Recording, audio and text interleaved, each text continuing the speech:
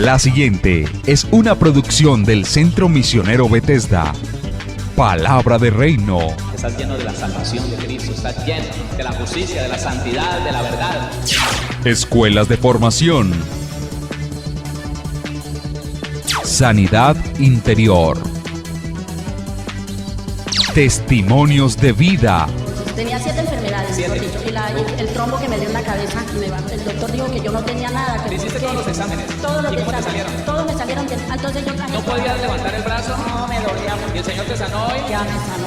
Sí, ya volvió a la casa, está buscando trabajo, la honra y la gloria al Señor. Centro Misionero Bethesda les da la bienvenida. Quiero invitarles entonces a la palabra, quiero invitarles entonces a que estudiemos la segunda carta del apóstol Pedro. Ya venimos con una palabra allí en la segunda carta del apóstol Pedro, pues estamos estudiando, desde la primera carta estamos haciendo el estudio de esta carta, ya pasamos al segundo estudio, a la segunda carta, perdón, y quiero decirle que si usted quiere tener estos estudios, por las redes que está viendo, allí en los comentarios pídalos. Diga, yo quiero el estudio de la carta del apóstol Pedro, yo lo quiero, de la primera carta. Ya estamos empezando el estudio de la segunda carta. Y quiero invitarlo entonces precisamente a la segunda carta del apóstol Pedro, capítulo número 1. Estamos ya estudiando capítulo 1, versículo 3, 4. Y entramos ya en el versículo número 5. Vamos a leerlo. Segunda carta de Pedro 1:3. Siempre para la gloria de nuestro Señor Jesús. Dice la palabra, versículo 3. Como todas las cosas que pertenecen a la vida y a la piedad nos han sido dadas por su divino poder, mediante el conocimiento de aquel que nos llamó por su gloria y excelencia, por medio de las cuales nos ha dado preciosas y grandísimas promesas, para que por ellas llegaseis a ser participantes de la naturaleza divina, habiendo huido de la corrupción que hay en el mundo a causa de la concupiscencia. Hasta allí llegamos el domingo pasado, y si usted no la escuchó, pídala, absolutamente gratis le hacemos llegar en los audios de estas enseñanzas. Llegamos hasta allí. Es hermoso entender lo que Pedro está diciendo allí en esta carta. Vamos entonces a continuar en el versículo número 5. Dice, vosotros también, o sea, igualmente, vosotros también poniendo toda diligencia, y entonces dijimos que diligencia es velocidad, rapidez, es decir, despachar, fervor, anhelo, prisa, prontamente, con solicitud, con diligencia. Entonces dice, vosotros también poniendo toda prontitud, disposición para hacer las cosas. Por esto mismo, añadid, la palabra añadir significa proveer además, o sea, proveer de más. Proveer además, suplir completamente, ayudar o contribuir, añadir, dar, suministrar. Eso es añadid. Vosotros también poniendo toda diligencia, por esto mismo, añadid a vuestra fe virtud. La palabra fe significa persuasión, credibilidad, convicción. Y hay algo muy importante que dije la semana pasada. Fe es creer en alguien o en algo. Se puede creer en Dios, pero mire lo que dice aquí. Usted puede verlo. No le voy a poner ni le voy a quitar a lo que dice la concordancia Strong. Fe 4102. Esto lo dice la concordancia, no son palabras mías. Voy a leérselo. Dice, persuasión, credibilidad, convicción, ¿de verdad o la veracidad? ¿De Dios o de un maestro religioso? Específicamente, confianza en Cristo. Para salvación. Abstractamente, constancia en tal profesión. Por extensión, el sistema de la verdad religiosa, el evangelio mismo. Fidelidad, fiel, gracia. Eso significa fe. Entonces, vamos construyendo la frase. Dice, vosotros también poniendo toda diligencia, por eso mismo añadid a vuestra fe. Bueno, entonces diríamos que nosotros, igualmente que todos los demás, coloquemos toda prontitud, ¿sí? Toda solicitud, toda diligencia, por eso mismo. Y dice, añadid, proveer de más. Vamos más allá. Añadid a vuestra fe, añadid a vuestra confianza en Cristo para salvación, a nuestra confianza en el Evangelio, añadid virtud. La palabra virtud, entonces dijimos que virtud significa hombría, valor, excelencia. La virtud está en el 703. Hombría, valor como de Dios, un valor que solamente viene del cielo. Y entonces le recordaba que las virtudes están allí, escritas en Gálatas capítulo número 5, versículo 22 en adelante, lo que nosotros llamamos, o lo que la Biblia llama, el fruto del Espíritu. Esas son las virtudes. Y las virtudes, quiero dejarle esto claro porque ya lo enseñé, pero quiero pasar por aquí no dejando esto sin recordar. Las virtudes están en el Espíritu. Las virtudes no es una cualidad del alma. No. Las virtudes del Espíritu, o sea, las virtudes del fruto del Espíritu no son emociones.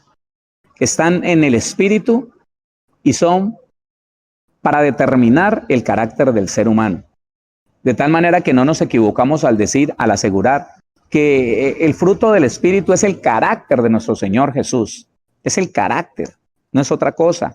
Amor, paz, paciencia, gozo, benignidad, bondad, fe, mansedumbre y templanza. Es Cristo mismo. Es la forma en que Cristo es. Es la forma en que Él se mueve. Es la forma en que Él siente. Porque es que cuando nosotros tenemos el fruto del Espíritu como virtud, allí ensamblado en el Espíritu fortalecido va a irradiar al alma, va a gobernar al alma, aún va a estabilizar las emociones y las va a gobernar. Así que las virtudes no son emociones, no pueden estar en el alma porque serían emociones. Y las emociones oscilan, van para arriba, van para abajo y entonces no serían virtudes sino emociones, pero son virtudes. De tal manera que la virtud entonces es hombría, valor excelente como de Dios. Eso es.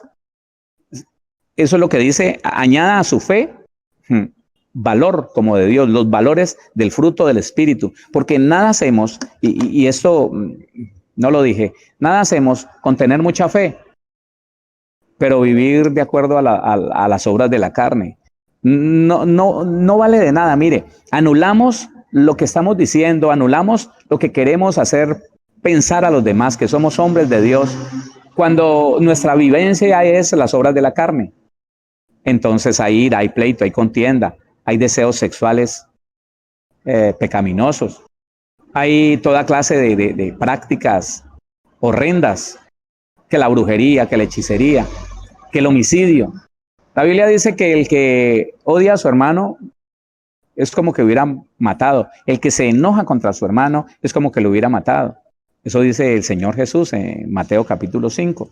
De tal manera que no es suficiente tener fe, sino que hay que añadir a esa fe el fruto del Espíritu. Si tenemos fe acompañada por el fruto del Espíritu, significa que esa fe ha dado lugar, ha dado resultado, está trayendo frutos. Y quiero recordarle algo, mi hermano. Por muchos años enseñamos nosotros, los ministros, que el fruto era las almas que usted ganaba. Y no, déjeme decirle que no. Por donde vamos y según el significado de la palabra fruto en la Biblia, el llevar fruto es llevar transformación, cambio.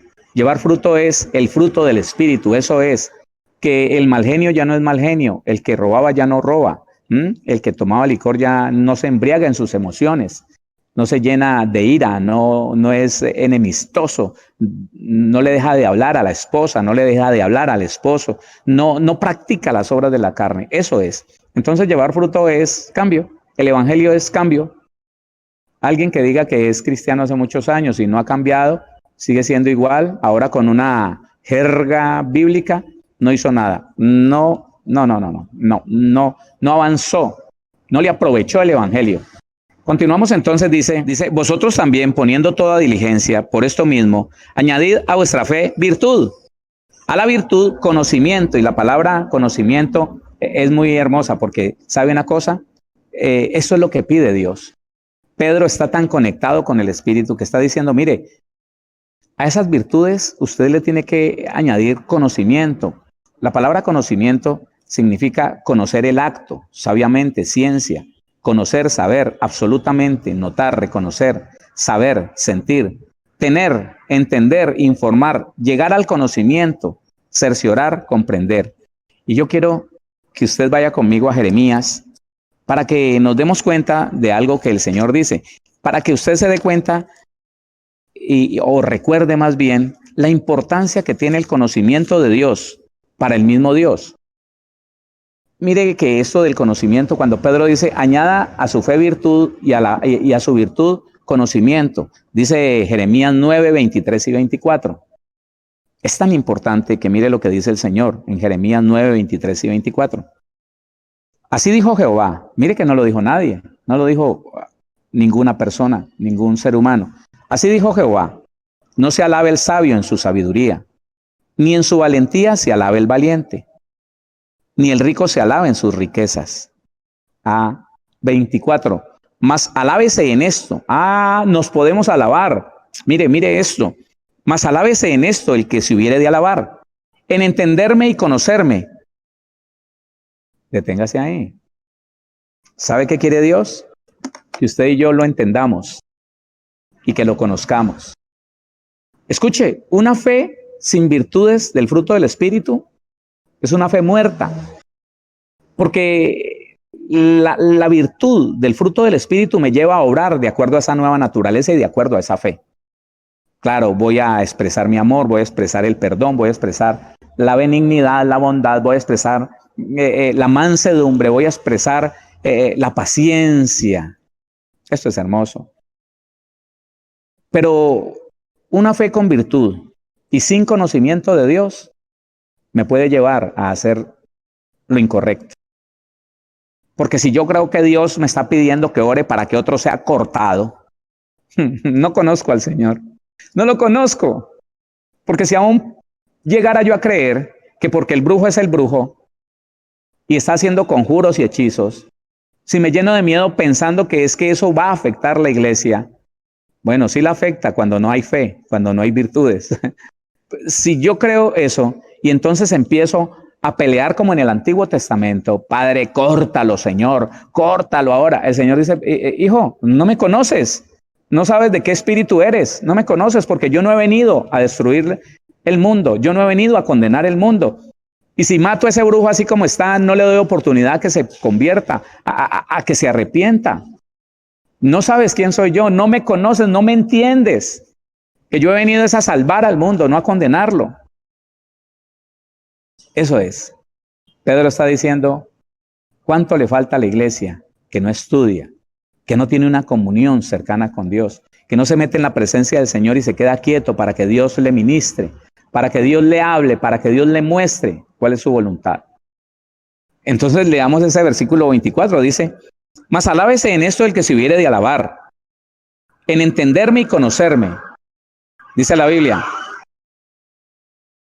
que yo soy Jehová, que hago misericordia, juicio y justicia en la tierra, porque estas cosas quiero, dice Jehová. Ahí está. No nos podemos equivocar. Si tenemos fe y tenemos virtudes, pero no tenemos conocimiento de Dios, vamos a usar esas virtudes y esa fe en contra de lo que es Dios, en contra de lo que quiere Dios. Entendamos quién es Dios. Mire, el inconverso no entiende a Dios. El inconverso no lo entiende. El inconverso sencillamente dice, si hubiera un Dios, esto no pasaría. El inconverso hace lo malo. Miente, roba, se embriaga, engaña a su esposa y al final quiere que le vaya bien. Y cuando le pasa algo a él o a alguno de los integrantes de su casa, pero ¿dónde está Dios? Ese cuento, hubiera Dios, ¿cómo es que le permite a alguien hacerle daño a un niño? Mire, no lo entienden. El Señor dice, no me entiendes, no me entiendes, no me conoces. Tenemos que conocer al Señor. No podemos hacerlo de los impíos, andando por ahí diciendo que conocemos al Señor y diciendo, yo no entiendo a Dios. Mire, hay muchos cristianos, yo no entiendo a Dios, yo no sé qué le pasa a Dios conmigo, yo no sé por qué. No. Vosotros también poniendo toda diligencia por esto mismo, añadid a vuestra fe virtud, a la virtud conocimiento, conocimiento de Dios. Al conocimiento dominio propio. Bueno, Dominio propio en el 1466 de la Concordancia significa esto, oiga, continencia. ¿Sabe qué es continencia? A ver, podrá sonar como feo, pero me parece que en este momento es como el mejor ejemplo. La persona sin Cristo y algunos con Cristo sufren lo que sufren muchas personas que tienen daño en los órganos de su vía urinaria y no pueden contener su orina. Ellos impotentes son cuando sienten salir y salir su orina. Dicen, no puedo. No tengo control. Eso es. Entonces, cuando dice que el dominio propio es continencia, es la capacidad de controlar lo que hay en mi vida, lo que puede llegar del exterior. Lo controlo. Ellos no me controlan a mí, yo los controlo a ellos. Y este es el engaño, escuche, este es el engaño que tiene mucho jovencito en el mundo y aún mucho cristiano. Póngale atención, estamos hablando del dominio propio. Y la primera palabra es continencia. No podemos hacerlo de los jovencitos necios e inmaduros en las iglesias. Que ellos dicen, no, yo voy a tener un noviazgo en una edad inadecuada, pero voy a tener un noviazgo de Dios. Voy a tener un noviazgo cristiano. Y empieza por un besito, empieza por una caricia, empieza por un abrazo y termina en la cama. No, es que lo que pasa es que nos amamos en el amor. Dios es amor. Necios porque no entendieron que cosas como la lengua, escúcheme, que cosas como la lengua, como el apetito, como el deseo sexual, o se está lleno de Dios, o no se puede controlar. Y Pedro está diciendo, mire, a su fe, a su confianza en Cristo para salvación, añada el fruto del Espíritu. Viva en el fruto del Espíritu, porque si usted vive según la carne, su fe está muerta, su fe no se va a notar. Pero a esa fe, añádale el conocimiento de Dios. ¿Quién es Dios? Para que usted pueda hablar con propiedad de ese Dios maravilloso. Añádale conocimiento de lo que Dios quiere para usted, de lo que Dios quiere para los demás. El que no sabe quién es esa persona para Dios, lo puede maldecir. Mucha gente piensa que es mayor que los demás, porque Dios le ha dado logros, porque Dios le ha permitido cosas. Hay muchas personas que llegan a creer que están por encima de los demás, que Dios los ama de una manera diferente y se sienten orgullosos y menosprecian y rechazan. No lo hagamos así. No lo hagamos así. No es de esa manera. Entonces, a ese conocimiento hay que añadirle dominio propio. Y el dominio propio es tener el control. Continencia es tener el control. ¿Tiene usted el control, mi hermano, mi hermana? ¿Tengo yo el control? ¿Yo puedo decidir cuándo hablar y cuándo no? ¿Yo puedo gobernar mis emociones? ¿O cuando se te activa el mal genio, entonces ya que se tenga todo mundo? ¿Ah?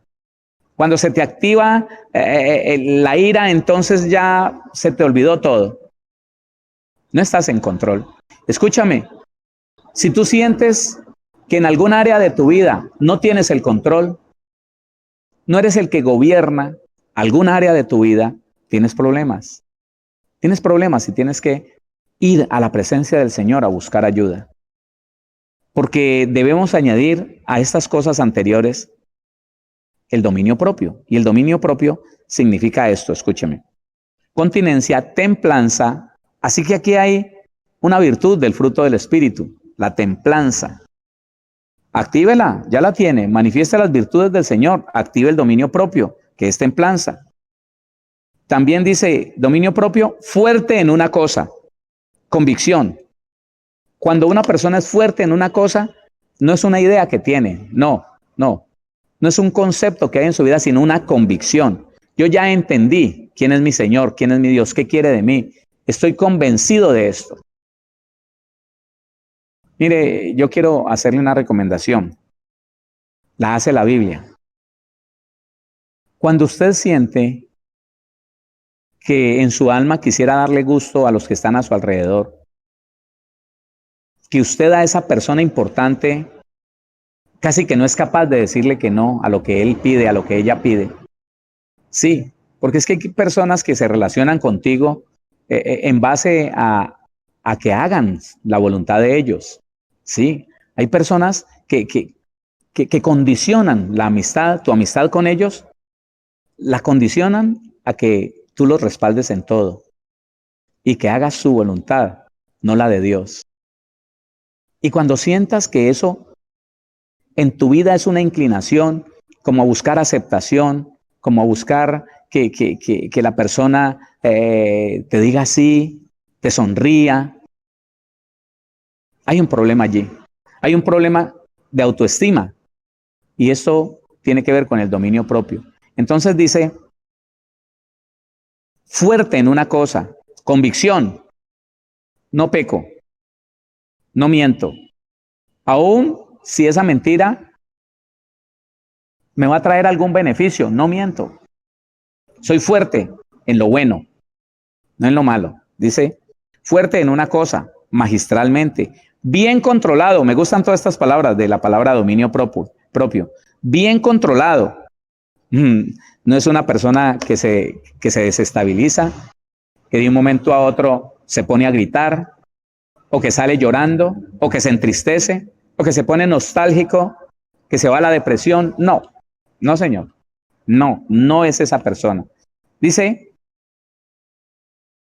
bien controlado en apetito y en todos sus deseos. Dice el comentario. Dueño de sí mismo. Así que mire lo que Pedro está diciendo. Pedro está diciendo,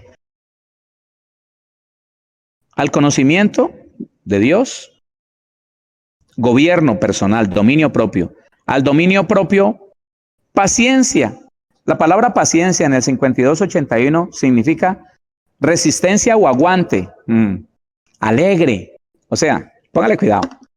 No es el hermanito que dice, no, ahí llevando esta lucha, gloria a Dios, ahí voy adelante, duro, pero en una tribulación horrenda, eso no es fe. Nos devolvemos a la fe, eso no es fe. Eso se llama un espíritu sufrido, un espíritu de sufrimiento, de padecimiento. No, estoy muy duro, estoy a punto de desmayar, estoy a punto a renunciar a las cosas, a botar las cosas, estoy a punto. Es que estoy muy duro. Dice, póngale cuidado, dice, aguante, resistencia o aguante, alegre. O sea que está pasando luchas usted, mi hermano, está pasando dificultades. Hay una prueba en su vida, a veces confundimos esas cosas. A veces estamos viviendo una formación y decimos, es una prueba del Señor. No, las pruebas son pequeñitas. Viene, lo ganaste, lo perdiste, se repite el examen, se repite todo el curso, según Dios lo sepa, y ya. Una prueba no es algo que se queda meses ahí en tu vida, meses, no, eso no es una prueba. Una prueba es la que viene, te hace saber tu estado, me hace saber mi estado, y te dice, o dice, sí, superaste la prueba, vamos a otro nivel. Pero entonces la paciencia, escúchame, la paciencia es resistencia o aguante, pero alegre, contento. Aquí estoy, no, feliz, gozoso en el Señor. ¿Y qué hermano duro? Me han dicho que está fortalecido por el Señor, dándole gracias a Dios de todo lo que me está pasando, porque esto me enseña, porque a través de esto el Señor me perfecciona, porque a través de esto veo la gloria de Dios, me hace saber el Señor que está conmigo. Alegre. La paciencia es vivir alegre en cualquier situación. La paciencia entonces es resistencia, es aguante, es alegre en lo esperanzado. Perdón, es alegre o esperanzado. Es perseverancia, es resistir, soportar. Y dice allí entre paréntesis pruebas. Es resistir, soportar, tener entereza, padecer, sostener, sufrido. Sufrido es paciente. De hecho, sufrido no es sufrir como padecimiento, no. Sufrido es tener paciencia. Esa palabra es tener paciencia. Así que, entonces Pedro está diciendo, al conocimiento, dominio propio, autocontrol, al dominio propio, paciencia, alegría en la prueba, gozo en la prueba, paciencia, A la paciencia, piedad. La palabra piedad del 2150 de la concordancia dice esquema del evangelio. Piedad es la estructura del evangelio. Esto es bonito, póngale cuidado. La palabra piedad significa la estructura del evangelio. Cuando una persona está estructurada en el evangelio, cuando una persona hace lo que dice la Biblia, vive según los mandamientos pequeños. Sí, claro, los mandamientos pequeños, capítulo 5, 6 y 7 del evangelio según San Mateo, según Mateo. El diseño del evangelio trae piedad. Cuando tú haces lo que dice el versículo 38 de Mateo, yo quiero que vayas allá, capítulo 5, versículo 38. Vamos a ver, capítulo número 5, vamos a leer el versículo 38. Capítulo 5, Mateo capítulo 5, versículo 38. Mira lo que dice la palabra. Oíste que fue dicho, ojo por ojo y diente por diente. Empieza diciendo un mandamiento grande. Algo que se hacía en el Antiguo Testamento. Ojo por ojo y diente por diente. Desquítate. Ponga atención a esto, porque es que esta palabra piedad nos está hablando de algo que el cristiano tal vez no tiene, que el cristiano tal vez no ha alcanzado.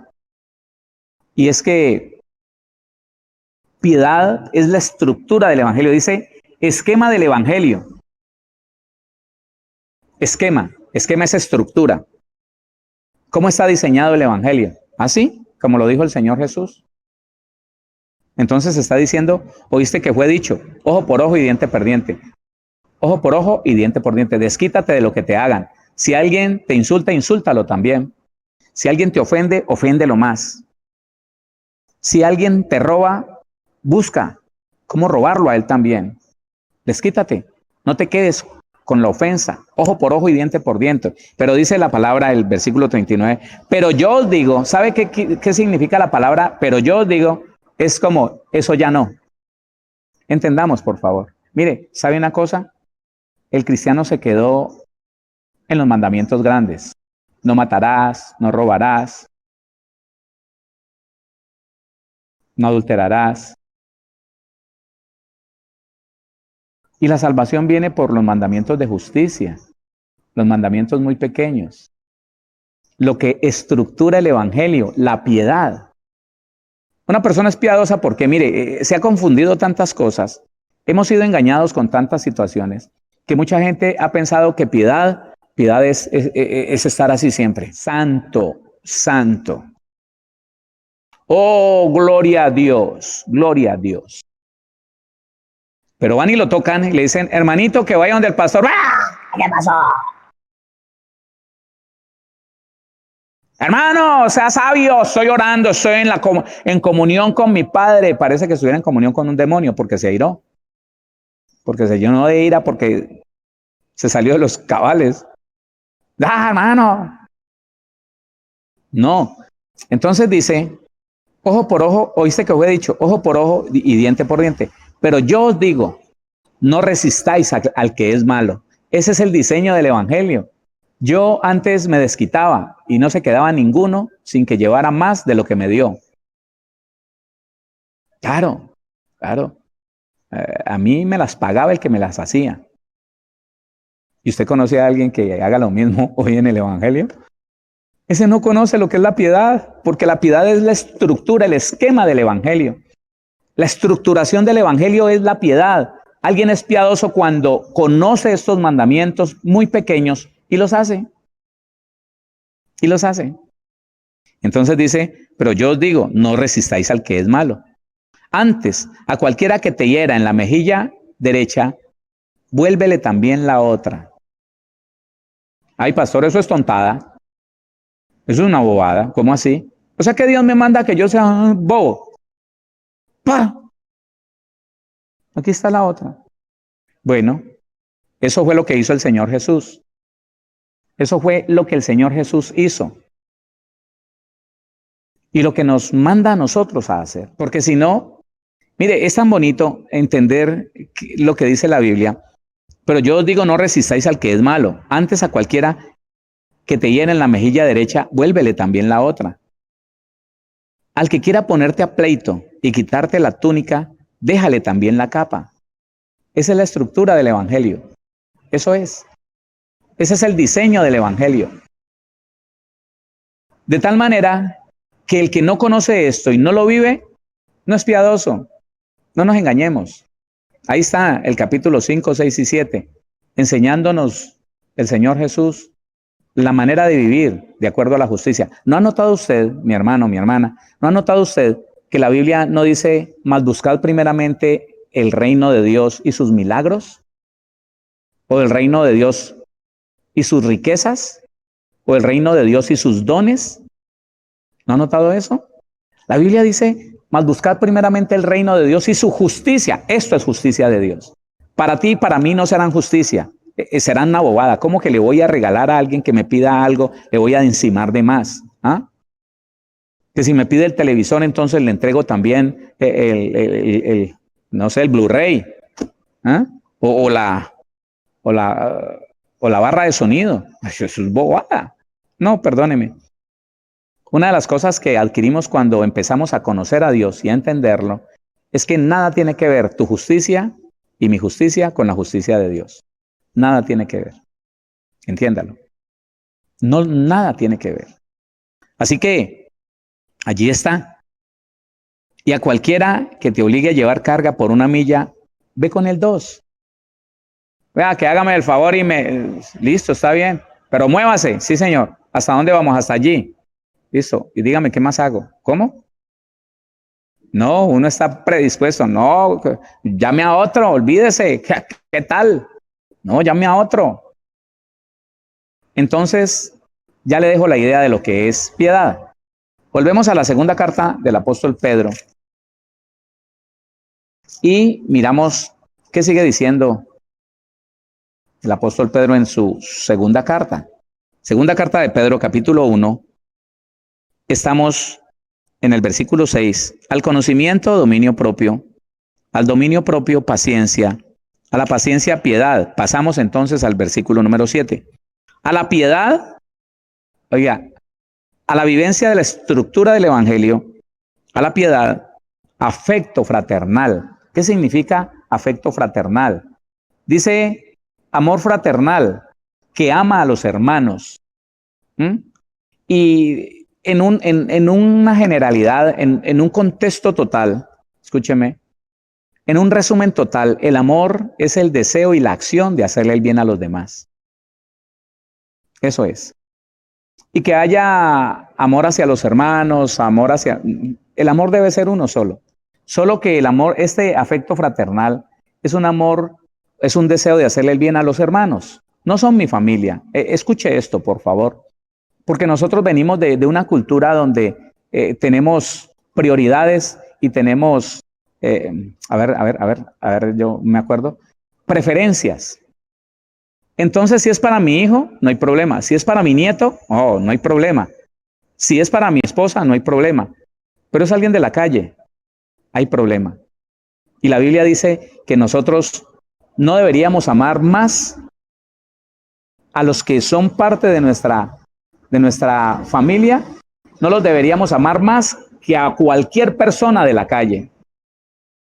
Cuando la Biblia dice, el que no aborrece a su padre y a su madre, está diciendo, el que no lo ama menos de lo que lo ama, para ponerlo en un lugar de preferencia, porque es que siempre que hay preferencia, siempre habrá rechazo.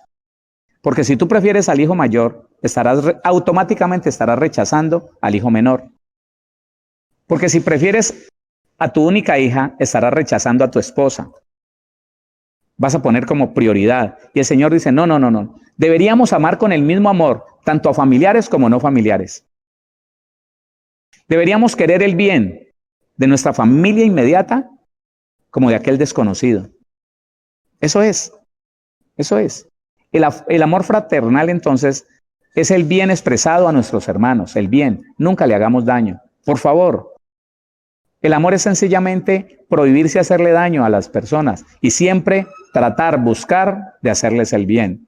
El amor fraternal es el bien que le hacemos a los hermanos. Entonces, añadid amor fraternal. Y al afecto fraternal, dice el versículo 7, a la piedad, afecto fraternal, y al afecto fraternal, amor. ¿De qué está hablando? Entonces dice la palabra amor, Afecto o benevolencia, la forma de hacerle el bien a los demás, ¿no? Afecto o benevolencia, como la afectación hacia el bien. Me siento afectado para hacerte el bien.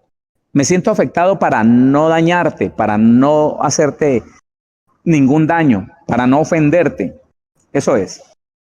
Por eso le digo que el resumen del amor, cualquier cantidad de amores que le hayan enseñado a usted, hay personas o en alguna ocasión se enseñaba que había amor eros, amor ágape, amor. Ese es el problema, que se entendió mal. Hay muchas personas que no se casaron con su prometido porque no les ardía el pecho cuando lo miraban, porque no había una atracción. Eso es del alma. Pero entonces cuando alguien me dice a mí, pastor, es que yo no me casé con un hombre tan bueno, hoy lo veo, ya tiene 2 hijos, tiene una gran mujer, es un gran esposo, y a veces me asalta como la duda, ¿sería que ese era mi esposo? Señor, ¿sería? ¿Y por qué no te casaste con él? No, él estaba que nos casemos. ¿Sabe qué, pastor? Yo no me casé porque yo no sentía nada romántico por él. Yo lo veía como un gran amigo, pero yo no sentía nada como de amor por él. De ese amor eros, ese amor eros se activa con la pasión, con el deseo, con las caricias. Entonces le hago yo una pregunta a una de esas hermanas y le digo, medita en algo. En todo lo que conociste ese hombre, ¿crees que podrías vivir toda la vida junto a él? Uy, sí, pastor. Llegamos a tener una amistad tan linda que para mí sería muy fácil compartir aún en la misma casa con él. Nos entendíamos en las cosas que hacíamos. De hecho, nuestra profesión, la de él y la mía, son afines. No, pero no, yo no sentía nada por él, sino como de un amigo. Eso era. Esa es la base del verdadero amor. Una relación limpia. El deseo se va a activar con los besos, con los abrazos, con las caricias. Entonces, el amor es uno solo. La benevolencia, la determinación de hacerle bien a los demás.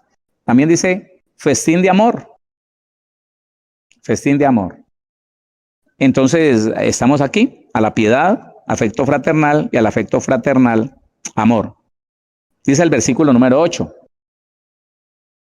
Porque si estas cosas están en vosotros y abundan, no os dejarán estar ociosos ni sin fruto en cuanto al conocimiento de nuestro Señor Jesucristo. Vamos a adelantar un poquito aquí, solo un poquito, solamente vamos a decir el versículo 8, porque si estas cosas están en vosotros, la palabra estar significa existir o encontrarse en un lugar. Porque si esto se encuentra en ti, porque si aquello que yo acabo de decir, la fe, la virtud, el conocimiento, el dominio propio, la paciencia, la piedad, el afecto fraternal y el amor, si estas cosas existen en ti, se encuentran en ti, dice estar, existir o encontrarse en un lugar, estar parado, establecer, poner en pie, detener, abundar. No, perdón, hasta ahí, estar. Listo.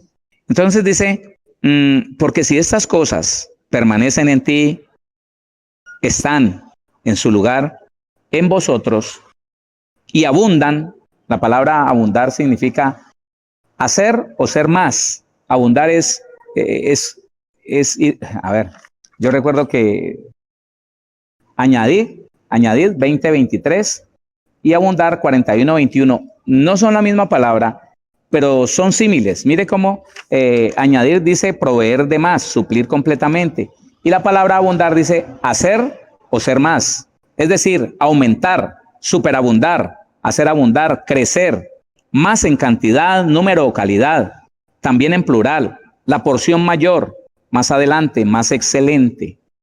Entonces dice, porque si estas cosas permanecen en ustedes, y de ellas hay mucho, en el único que puede haber mucho es en el cristiano, y de ellas hay mucho, no os dejarán estar ociosos, ni sin fruto en cuanto al conocimiento del Señor Jesús. Esto lo vamos a explicar la próxima semana. Vamos a dejarlo allí. Vamos a entrar en un tiempo de oración, porque es necesario, mi hermano, que la iglesia viva una vida real. Viva un evangelio de verdad. Mire, cuando yo me di cuenta que la palabra piedad no es una apariencia, no es estar a toda hora con los ojos cerrados diciendo aleluya, aleluya, oh, gloria a Dios, santo, santo, santo, oh, santo. Eso no es piedad. Demuéstrelo viviendo. La piedad se demuestra viviendo el diseño del evangelio. Eso es la piedad. Si usted y yo vivimos el diseño del evangelio que es amor, paz, paciencia, gozo, benignidad, bondad, fe, mansedumbre y templanza, entonces usted es una persona piadosa. Pero si aunque viva así como en la estratosfera, allá, oh, aleluya, aleluya, su hijo viene y le dice, papi, ay, no moleste, hombre. No, eso es una mentira. Estaríamos viviendo una mentira. Qué bueno empezar a vivir el evangelio real. El evangelio que por causa de que al Señor no le plació que la iglesia entendiera hace décadas atrás lo que hoy estamos entendiendo, pues vivimos muchos malos testimonios. Nosotros dimos mal testimonio. El cristiano dio mal testimonio, pensando que estaba bien, que era solamente leer la Biblia y vivir como a uno le placiera. No es así.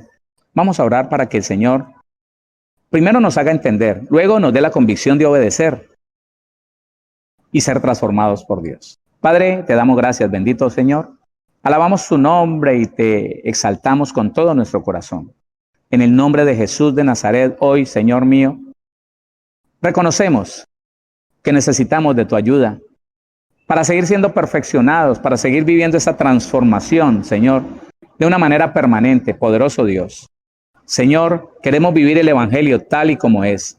Queremos añadir a la fe virtud, a la virtud conocimiento, al conocimiento todo aquello, Señor, que tú has puesto en nuestra vida al alcance de nosotros a través de tu Santo Espíritu, para que un día, Señor, podamos vivir verdaderamente el evangelio de santidad, el evangelio de piedad, el evangelio de obediencia a tu palabra, el evangelio que va a cambiar el mundo entero, porque ya vamos a dejar de ser tenidos como simples religiosos y van a entender que con nosotros está Jesús, está el Todopoderoso.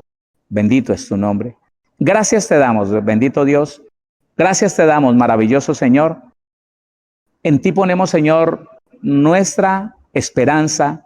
En ti ponemos, Señor, nuestra debilidad y de ti esperamos esa ayuda sobrenatural. Padre, bendice a mi hermano, a mi hermana, esta semana y siempre. Ábrele las puertas que estaban cerradas a cada uno, precioso Dios. Ábrenos el entendimiento de una manera sobrenatural. Ayúdanos a obedecer lo que ya conocemos, precioso Dios. Danos las capacidades que hoy nos faltan, Señor, para vivir agradándote en todas las cosas que pensamos, que sentimos, que decimos y que hacemos. Padre bendito, oro por mi hermano y mi hermana, Señor, que tienen esa necesidad sentida. Oro por la familia cristiana, para que tú nos hagas entender y entendiendo podamos creer que podemos disfrutar de la sanidad, de la libertad, de la paz, de la prosperidad y esperar la restauración de todas las cosas, conforme a tu propósito y a tu voluntad en Cristo Jesús. Gracias, Señor, por una iglesia que se levanta en fe, por una iglesia que se levanta en convicción, por una iglesia que se levanta con una identidad de hijos de Dios, reflejando una naturaleza divina cada día y buscándote en comunión todos los días para conocerte y entenderte mucho más. Alabamos tu nombre, Padre, Hijo, Espíritu Santo, y ponemos delante de ti nuestra vida en Cristo Jesús. Amén.